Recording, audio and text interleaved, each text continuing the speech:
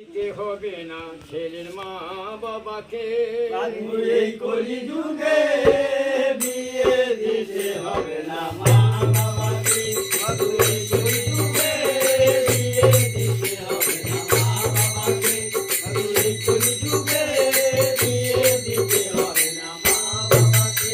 আরে এই কলিযুগে বিয়ে দিতে হবে না ছেলের মা বাবাকে। এই কলিযুগে বিয়ে দিতে হবে না মা বাবাকে। নিজে নিজে বিয়ে করে, নিজে নিজে বিয়ে করে। নিজে নিজে একবার করে জুম করবে, ফটোটা একবার জুম করে কাজ করে যাবে।